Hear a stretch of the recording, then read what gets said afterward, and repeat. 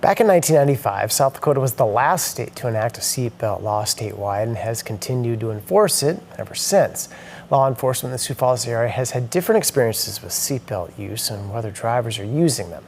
Tonight's Eye on KELOLA, Kristen Haskell takes a look at current seatbelt use in the state. South Dakota driver Brianna Hempler buckles up when she gets into a car. She says wearing a seatbelt saved her life. I personally got into a crash at 19 and totaled my car and would have been thrown from my vehicle if I hadn't been wearing my seatbelt. So it feels extra important to me to make sure that's something I'm doing on a regular basis, because it has been something that has saved my life before. South Dakota Department of Public Safety reported 110 deadly crashes back in 2025, resulting in 120 deaths. 60% of these crashes involve people who weren't wearing a seatbelt. When it comes to seatbelts, law enforcement ranging from the police department to highway patrol have had different experiences when it comes to finding drivers unbuckled. A lot of crashes we go to, people are wearing seatbelts. In my past 22 years, I've noticed that more people are wearing seatbelts, which does lessen our serious injuries and fatalities for crashes. I can tell you it's numerous and that it's a large problem here in the state of South Dakota for numerous both drivers as well as occupants not wanting to wear seatbelts or wearing them at all during a crash.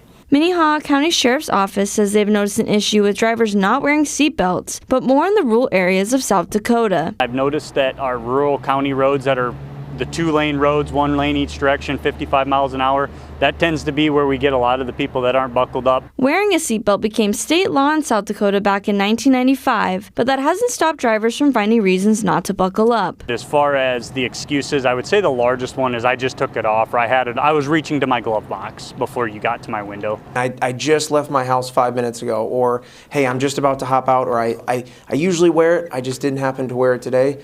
Unfortunately, none of those reasons are adequate, and just one time not wearing a seatbelt could mean a potential fatality. However, the likelihood of a crash happening right as a driver leaves their house isn't uncommon. A study conducted by the National Library of Medicine found that out of about 3,000 patients between 2005 and 2010, 88% were injured within 10 miles of their home. They say the 25% of all bad crashes happen within 3 minutes of a commute, and 39% happen within 6 minutes of a commute beginning. So to say that I'm just driving 1 mile or 2 miles down the road is not necessarily an excuse. Law enforcement says that responding to a crash and finding out the driver or passengers wasn't wearing a seatbelt is always disappointing. It's something that we're very vocal about, and it's something that we actively try and change all year round.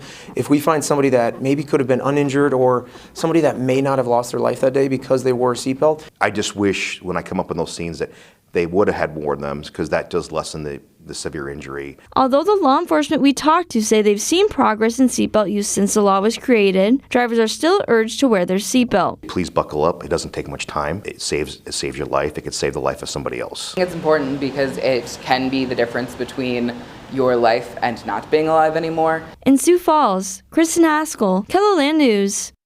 The Sioux Falls Police Department shared that wearing a seatbelt typically lessens serious injuries and fatalities for crashes.